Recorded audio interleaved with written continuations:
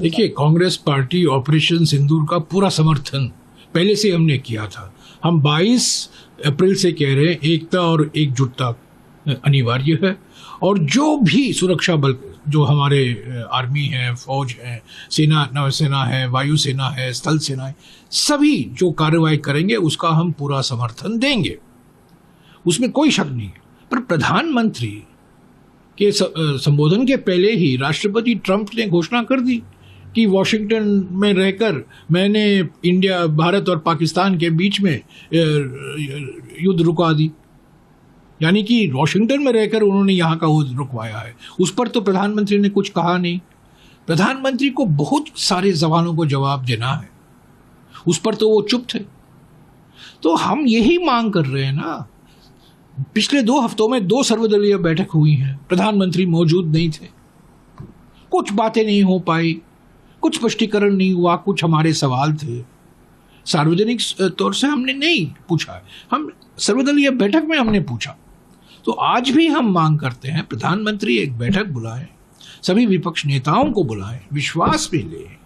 और ये क्या बार बार राष्ट्रपति ट्रंप घोषणा कर रहे हैं कि भारत और पाकिस्तान के बीच में वार्तालाप होगा और तीसरे जगह में वार्तालाप होगा, न्यूट्रल साइट में वार्तालाप होगा, इस पर इसकी सच्चाई क्या है?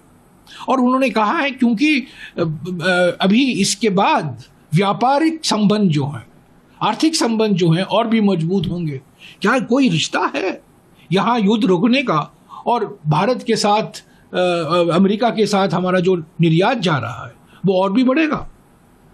तो ये क्या राष्ट्रपति ट्रंप की ओर से, उपराष्ट्रपति वांस की ओर से, सेक्रेटरी ऑफ स्टेट रूबियो की ओर से जो बयान आ रहे हैं, ये हमारा क्या रवैया है? हम क्या चाहते हैं? हमारा रुख क्या है?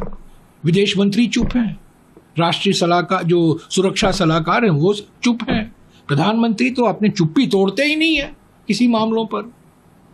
हालांकि 19 जून 2020 को उन्होंने चुप्पी अपनी तोड़ी थी और चीन को एक क्लीन चिट दे दिया था, जिसकी वजह से हम कमज़ोर हो गए। मैं एक और बात कहना चाहता हूँ, महत्वपूर्ण बात कहना चाहता हूँ। कारगिल युद्ध जब समाप्त हुआ, जिसमें हम विजयी हुए, हम विजय हासिल की, 3 दिन बाद, सिर्फ 3 दिन बाद 29 जुलाई 1999 को अटल बिहारी वाजपेयी की सरकार कारगिल समीक्षा समिति का गठन करती है। 5-6 सदस्य उसमें हैं, और उस समीक्षा समिति की अध्यक्षता कौन करते हैं? जो रक्षा मामलों में सबसे बड़े विशेषज्ञ माना जाते थे, के सुब्रमण्यम, उन्होंने इस समिति की अध्यक्षता की। और के सुब्रमण्यम है कौन? आज के विदेश मंत्री के पिताजी। और ये कारगिल समीक्षा समिति की रिपोर्ट पार्लियामेंट में पेश किया गया 23 फरवरी 2000 को। उसमें से बहुत सारी सीक्रेट चीज़ें थी, क्लासिफाइड मटेरियल था, गोपनीय मामले थे, उसको निकाला गया और वास्तविक है और निकाला भी जाना चाहिए। पर देखिए, वाजपेयी जी की सरकार ने कारगिल समीक्षा समिति बिठाई, उसकी अध्यक्षता आज के विदेश मंत्री के पिताजी ने किया, और 23 फरवरी 2000 को वो पार्लियामेंट में पेश किया जाता है।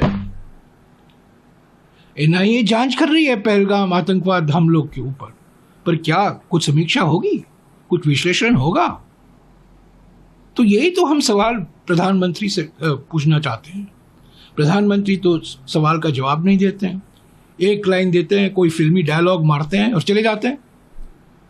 तो ये बहुत गंभीर मामला है, और जो अमेरिका से बार बार ये दोहराया जाता है कि हमारे वजह से भारत और पाकिस्तान के बीच में जो युद्ध था, ऑपरेशन सिंदूर था, जो रोका गया हमारे ओर से, ऑपरेशन सिंदूर रोका गया, क्या ये सच है? इसमें सच्चाई क्या है? इसकी हकीकत क्या है?